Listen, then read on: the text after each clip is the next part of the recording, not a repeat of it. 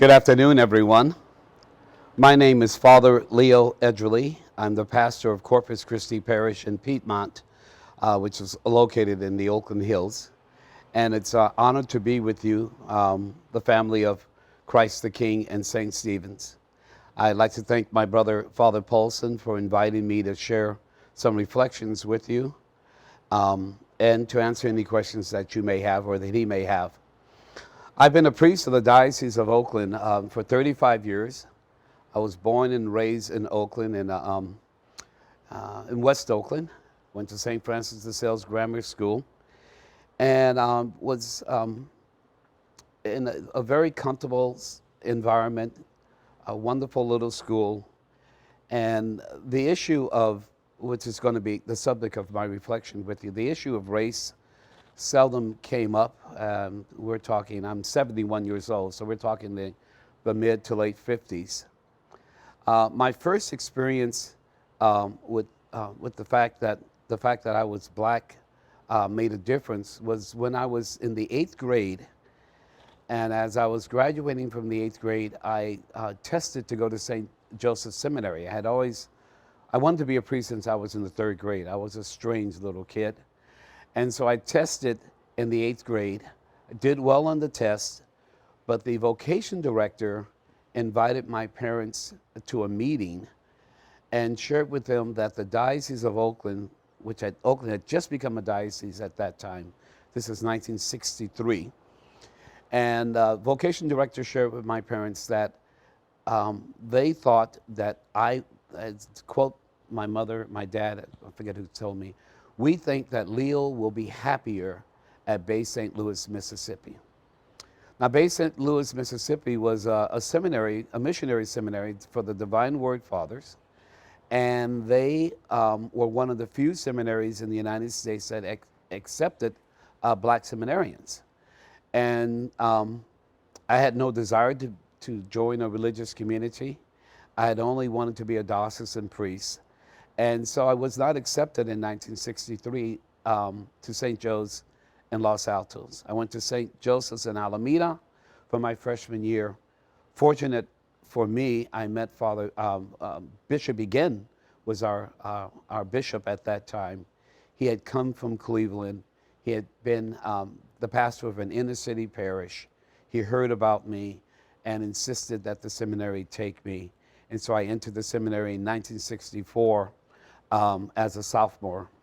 And my experience there was eventually a wonderful experience, but it was I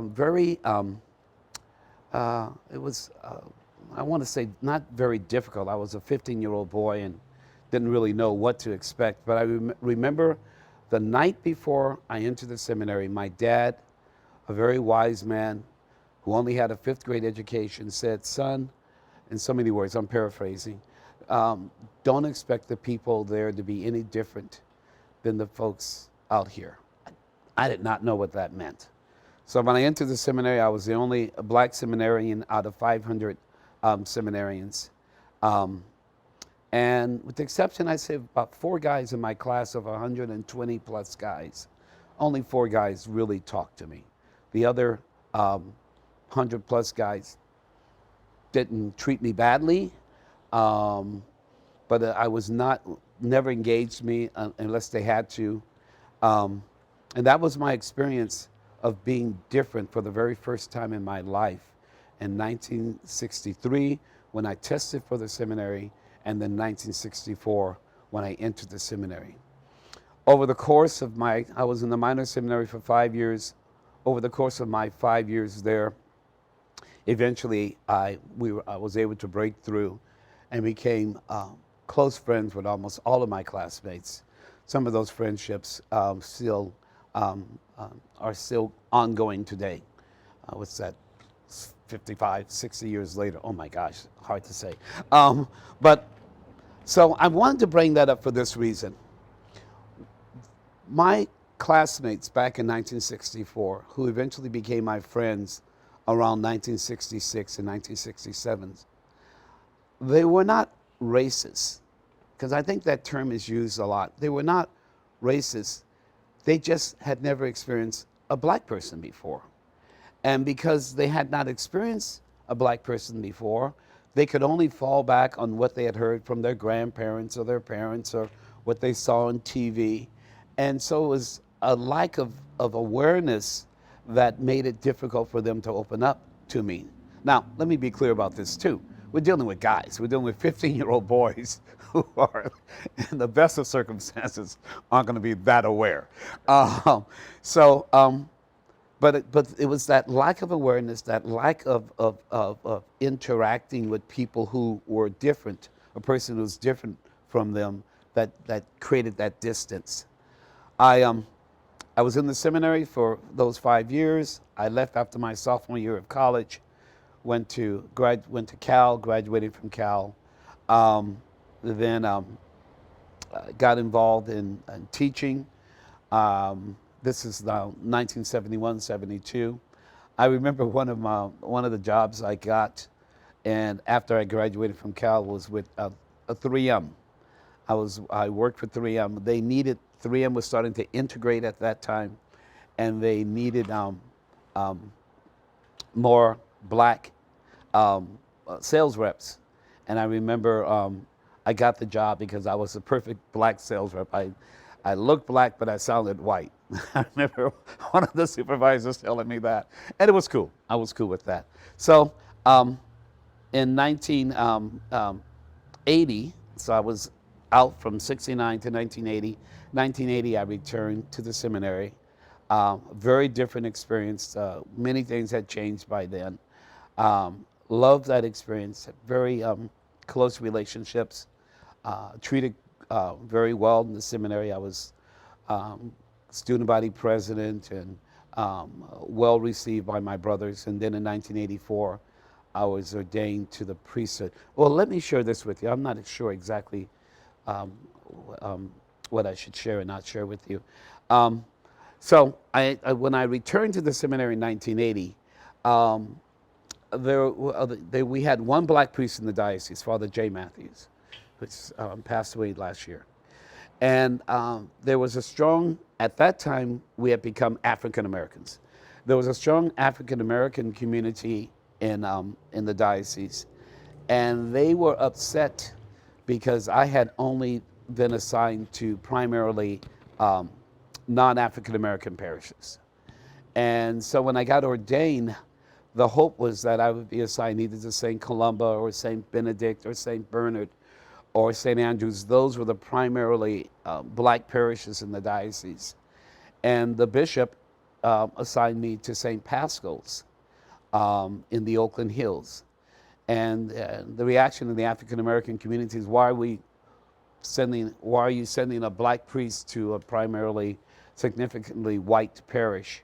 And the bishop shared with them my thinking, and I've always believed this, that I'm a priest who happened to be black, as opposed to a black priest, which has always been my take. I'm not ashamed of my culture, of my lived experience as a black person, but I did not become a priest to be a black priest.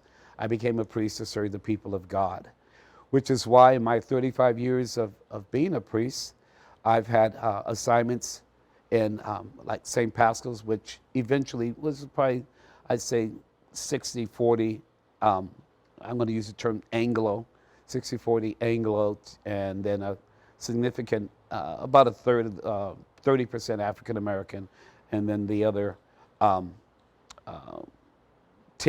were made up of other racial groups. I was at St. Columba, which is a significant, would be considered a black parish. And then I spent 5 years at St. Ignatius in Antioch, which was a wonderful experience with a very good friend of mine. Some of you would know him, Father Vince Cotter. Those were some great years with Vince. And then from 1999 until this present day, I'm the pastor of Corpus Christi in Piedmont. When I got there, Corpus Christi would be, I guess, one of probably 2 or 3, and I don't mean this in any kind of negative way, but one of the 2 or 3 whitest parishes in the diocese. And so when I got there in 99, it's probably, let's say, 95% white. there was concern as to whether or not I would be accepted, and in a parish that had a history of being a rather reserved and closed down and narrow in its thinking. The biggest problem I had when I found out I was being assigned to Corpus Christi Church was not with the parishioners, but with my brother priests. Some of my white brother priests asked the bishop, Bishop John Cummins, why would you send Leo to a white parish? And the bishop said to them, because I think he'd be a good pastor for the parish. I will always love John Cummins because he always looked at me as one of his priests and not as a black priest. When I got to the parish, my biggest difficulty had nothing to do with my color. The biggest difficulty I had was that I was ordained post Second Vatican Council. And all my predecessors who had served as pastors of that parish were pre-Vatican II priests. And Corpus Christi was considered a parish that a guy went to kind of like as a plum assignment for having put good years of service in his priestly ministry. So when I got there, I came there calling people my brothers and sisters and having them call me by my first name. So the biggest adjustment wasn't with the fact that I was a black priest. The bigger adjustment for a lot of people was having to deal with the fact that they had a priest who would call them my brothers and sisters and insist on being called Father Leo as opposed to Father Edgerly. I've had, like I said, I've been there, 21 years now.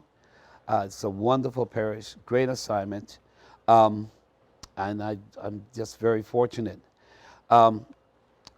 Recently, because of what's happened, as we are all aware of, it was really triggered by the killing of George Floyd.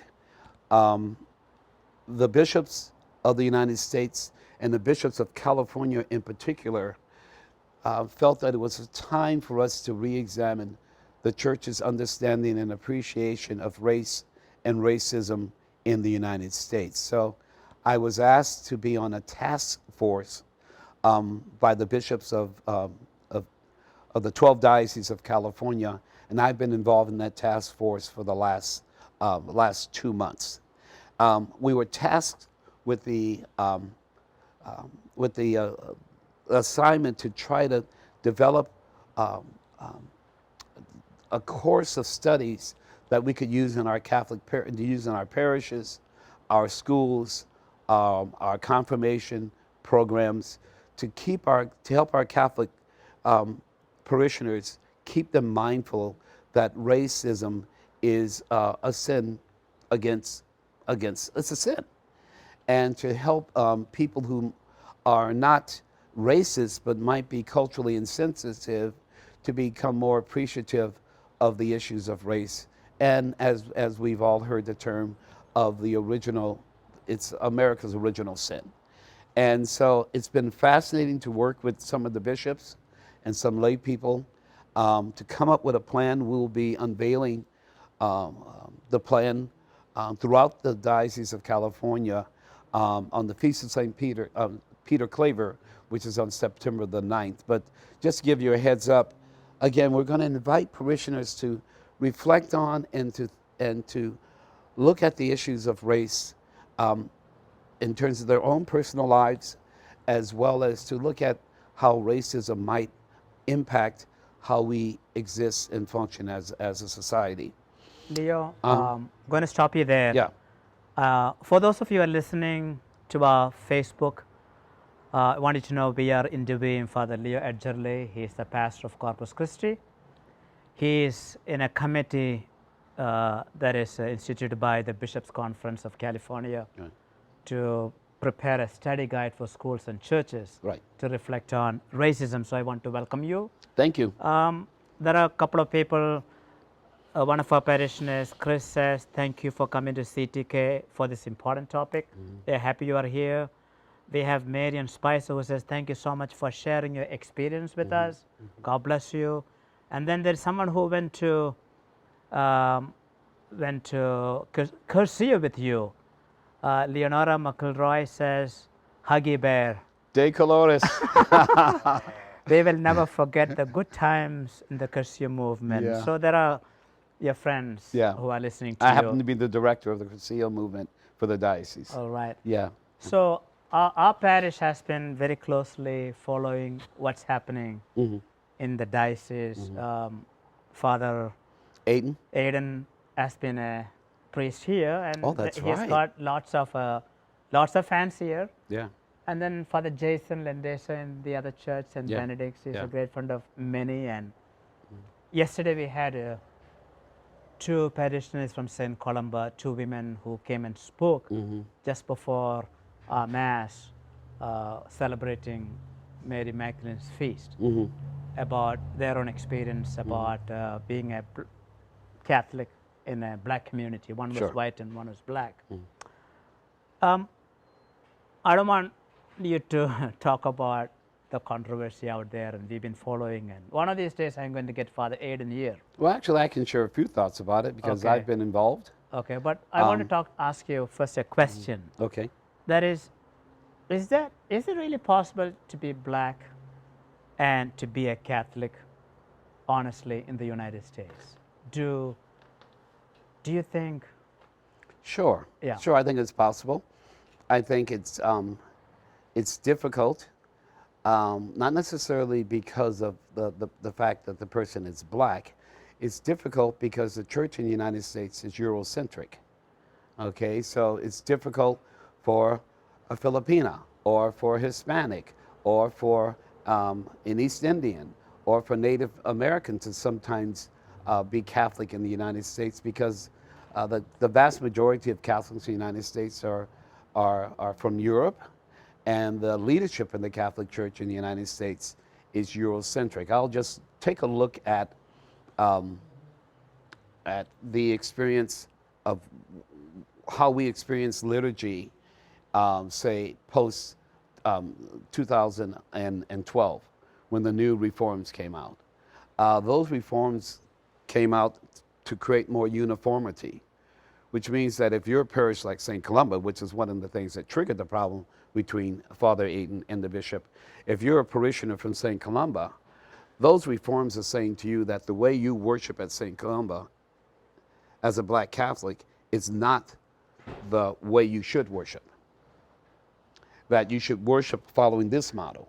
Well, that makes it difficult for a person who comes from that cultural experience to feel welcomed in the church that's saying to that person, your lived experience of being a Catholic, and these folks at St. Columba are like me, that many of them are Creole Catholics. They weren't converts, their grandparents and great-grandparents were Catholics, many of them from Louisiana. And so to marginalize their lived experience, to marginalize how they worship, is not, does not make it easy for them to sometimes feel welcome within the church. If I can just stay with that for a second, because I shared this with the bishop and with Aiden. If you're on the receiving end of cultural indifference, which is what I think this is, cultural insensitivity, you're on the receiving end of cultural insensitivity, you might perceive the person who's acting that way towards you as being a racist. I would not necessarily call them a racist, and I told Aiden, I don't see Bishop Michael as a racist, but I shared this with the bishop, I do believe that he's culturally insensitive. And if you're a black Catholic at St. Columba, his cultural insensitivity comes across to you as a black Catholic as racism. Mm-hmm. You know, to add to that, I mean, I'm sure you're very familiar with Brian Massingale. I love him. I love him. So he basically said that to bring black cultural expression into the church is met with anxiety and fear and rejection and hostility that doesn't surround Irish or German or Polish Catholicism in the United States. Right. So because they're Eurocentric, they're coming from European cultures, and that's why it's easier for them to be accepted by what I call the church, the dominant church. So why would a Catholic from the African American community, whether it's in St. Benedict or St. Columba or other churches in our St. our Bernard's, diocese, yeah. for instance, do you think they would stay on in the Catholic Church in our diocese? Would we lose some of our brothers and sisters? Oh, we have. We have. I think I think with the new, with the, like you look at the community of St. Columba, I would imagine that community it's older, which is not unusual. I bet your community here, with the exception of, what keeps this community younger is the fact you have that school. What keeps my community younger, or Corpus Christi, is the fact that we have a school. But I think the Catholic population is aging anyways. But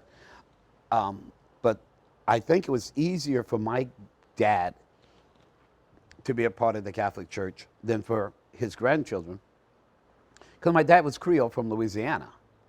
And so the church he experienced here was not that different from the church he experienced in Louisiana. But as the Catholic Church began to welcome in blacks who were not from the Louisiana experience, in other words, black Catholics as opposed to Creole Catholics, the black Catholics, my mother's an example, who was a convert from the Baptist tradition, they brought some of that tradition in.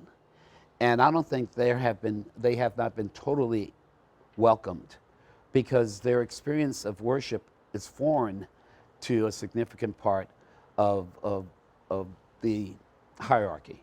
Whereas if you're a Polish Catholic or an Irish Catholic, first of all, you have priests who were from Poland, you have priests who were from Ireland, priests who were from Italy. So it was easier for them to shift into the American Catholic experience, I think. Yeah, Leo, I have to say, a few years ago, my uncle is a priest. He's been in Nigeria for 36 years. Yeah. And I went to spend 2 weeks with him a few years ago, and it was a Sunday morning, and he asked me what mass I wanted to do. It was in English, and they translate. I said I'll do the 6 a.m., thinking 6 a.m. it will be only half an hour. Yeah. I went there, and the mass was 2 hours. Exactly. It took 10 minutes to bring the gospel from the back with the dancing. Right. And I honestly loved it. Yeah, And yeah. this is how I told my church once. Yeah. Vatican II was a watershed moment in removing racism and Yeah. embracing cultures. That's right. But today, and I think our diocese has a problem. It has got a black problem, or it has got a white problem. Let me put whatever, where we seem to be moving away from Vatican II Sure. to Trent and maybe Yeah. beyond. Dismissive of the Second Vatican Council as if it was an aberration. And it breaks my heart, because when I get a chance to talk to some young priests, I remind them there were about 2,200 bishops who voted on the liturgical changes that came as a result of Vatican II. Some of these guys want to go back to Trent, where I think there were about 200 bishops there, and most of them were Italian. So they want to go back to a council that was underrepresentative of the church as a whole, and say no to the council that represented the whole church.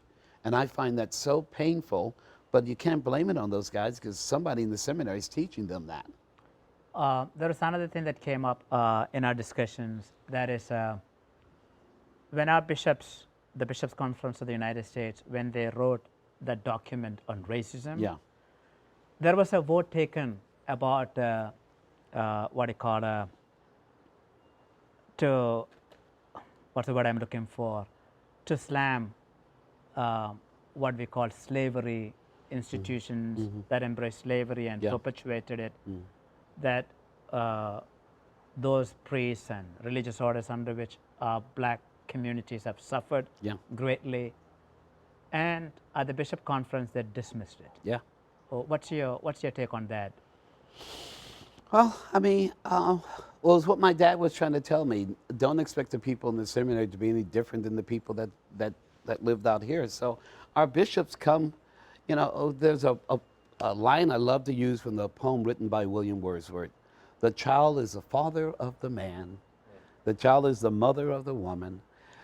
So the bishops are going to reflect their lived experiences. Unless they have an openness of heart, they're going to assume that their experience is normative. Okay, and that's the one thing that Father Paulson, that I really am hoping to come from this task force, is that there are people who are going to disagree on what is racism and what's not racism, and you can't change everyone's hearts. There are folks who are going to say, well, like someone who comes from India, who's worked hard, who's succeeded in the Silicon Valley, or is a physician, who's as dark as I am or darker. Someone who's come from Vietnam, who didn't speak English, who is now a professor. So you have immigrant populations who have come into the United States, and they experience prejudice, and yet and still they've succeeded. So some folks are going to go, okay, yeah, I accept slavery was a horrible thing. I accept that racism is real, but why are black people still down there, and all these other folks were able to lift themselves up? And so to get them to appreciate that the black experience in America is unique. No one else came to this country as a slave. No one else came to this country. Well, the Chinese had the experience where they weren't allowed to bring their families in. But no one else came to this country where they weren't able to bring their culture with them, at least in their lived experiences. So an Italian who lived an Irish person who lived in Hell's Kitchen, or an Italian who lived in parts of Boston, they might have been treated race in a racist way outside of the community, but they had a community to come back to embrace them, to help them form some type of identity. That is not the African American experience. Okay. Yeah. I want to ask, one of our parishioners is asking, she says she's not a person of color. What is the most important thing I can do at this time to diffuse racism now and move anti-racism forward as a white person? I think as a white person, first of all, don't wallow in guilt. Don't feel, because I think some of my white friends, they become overwhelmed with a sense of guilt, which paralyzes them. Mm-hmm. I think to just be open to the fact that your experience of life is your experience of life, and try not to see it as normative, because when you see it as normative, you'll judge others by your experience. And I know I'm not saying it well, but so to assume that the other person who happens to be a person of color, that his experience, that her experience has value, and that in order to be less judgmental is to be open to the fact that there are other things, there are things about other people that you'll never understand. So the term I would use, learn how to live with the question. Okay. I know, Leo, for those of you listening, we are speaking to Father Leo Edgerly. He is the pastor of Corpus Christi. He is a member of the Diocese of Oakland, currently tasked by the bishops of California to bring out guidelines, a study guide for students and churches to confront the sin of racism. Mm-hmm. Now, I have one of my parish council president. Mm-hmm. His name is Michael. He just sent me a message on Facebook. Mm-hmm. He just want to thank you for being here. He's very encouraged to hear about your work in the task force. Important question. Are you hopeful that the leadership in our church is open to growth and actively seeking ways to improve inclusivity in our liturgy, in a special way, and among our communities? Are you hopeful? I'm hopeful of the people of God. Okay, I'm hopeful about the people of God. And my take is this. The fact that I'm involved in this task force did not come because the bishops, the light went on for them. Came because the people of God reacted, and then the bishops have to react to their people. So, So that's my take. So, okay. You know, Father Paulson, the Holy Spirit works from the ground up. So it's going to be the people of God that's going to, let me go at it this way. when George Floyd was killed, I just felt, oh God, this is just so painful that this can happen, and that it continues to happen, and that folks don't really appreciate that there is a real problem in our society with racism. And so about a week and a half later, I'm leaving the rectory. Some of you may know where Corpus Christi is, but it's in the Oakland Hills. It has a Piedmont address, but it's really the Oakland Hills. And I was turning onto Park Boulevard, going up towards Montclair, and there were these two white teenagers on the island. White teenagers on the island, a girl, a young lady, and a young boy, and a young man, with two signs. One read, "Black Lives Matter," and the other read, "Silence is Violence." And I started tearing up when I saw that. I'm hopeful because I think that this generation, not just our generation, but the generation behind us, they're going to look at race very differently. How many people here, Father Paulson, in your parish are actually bi and triracial? That's how it's going to happen. I look at my family and oh, you look at me, obviously there's something else that made me who I am. And I imagine you look at, Anglo young men are marrying, Hispanic young ladies. And so I'm hopeful because I think the time is on our side. And I'm not expecting the bishops to be anything other than who they are.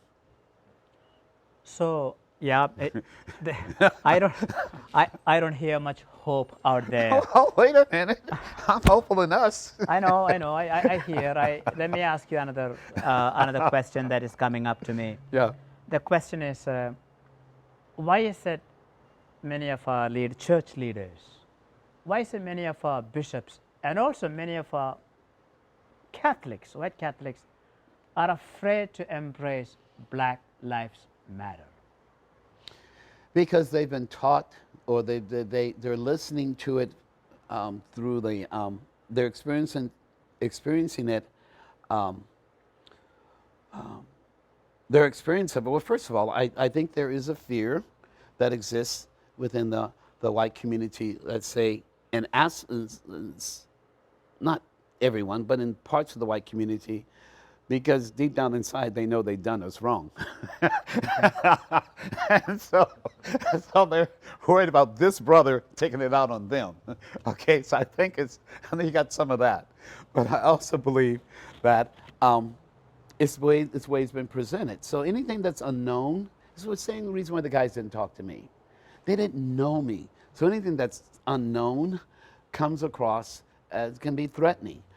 In the 2016, when Black Lives Matter was promoted as part of the campaign, I was totally against it because I knew there were going to be some frightened white people out there who were going to say, well, all lives matter. And we're going to see Black Lives Matter as overly provocative. So I just think that the term itself is frightening to folks. I think the way it's been presented, one of my parishioners, a dear parishioner, got very upset with a homily that I preached a couple of weeks ago about pro-life. And I was saying if you're pro-life in terms of birth and anti-abortion, then you have to be pro-life in terms of racism.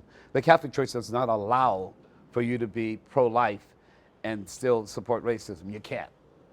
And so in the homily that I preached, I said our bishops have a dilemma because as we go towards the election and they're going to give us guidelines, what are they going to say about the present occupant of the White House? Okay, I know some of you folks. All right. I don't want to lose them. No, and so one of my parishioners, he's on my pastoral council, as a matter of fact, great guy. He's Asian American. He just said, Father Leo, I totally disagree with you. It should not be Black Lives Matter. It should be all lives matter. And he said a couple other things. And so we talked about it, and I said, I'm not saying that all lives don't matter, but I'm saying that it's important for us to understand that we're reacting differently to a black man being choked to death. Well, not this case, but there's Eric Garner, and there is history there are a number of instances where we look and go, why did that police officer use lethal force on that person who happened to be black and not on that person who happened to be white? So I don't think everyone's going to accept it. I think that, again, we have to allow for one of the things that we talked about with the bishops is that if we actually engage in this, it's going to make some folks uncomfortable. Okay. We have to accept that. And if what you and I are talking about here are making folks uncomfortable, that's not a bad thing. Well, we are here to make them uncomfortable anyway. Yeah, to help them to think and reflect on, is there some truth to what Father Leo is saying? Is there something to Father Paulson's questions that we need to think about? So, you know, here we preach, we look at the Beatitudes and say, Jesus didn't say, blessed are all lives. That's right. He said, blessed are the poor. That's right. Blessed are the merciful. like that. Blessed are those who are persecuted. I'll be using that one real soon. If he were to talk today, he would say, blessed the black lives. That's right. That's right. So but I do think, and like I've shared with the bishops, because a couple of them are pretty fired up, I want to increase the ability to dialogue, to increase dialogue. And while it's one thing to make people uncomfortable, it's another thing to make people afraid. And I think that fear shuts us down. And so I want to say to my white brothers and sisters, as Jesus says over and over again, do not be afraid. Engage. And that doesn't mean that they have to change their way of thinking in the sense of they believe this to be true. But it doesn't. But if they believe that this is a truth that they can live with, and it's supported by their Catholic Christian values, then live with that truth. There are going to be some very good Catholics who are going to still vote for Donald Trump.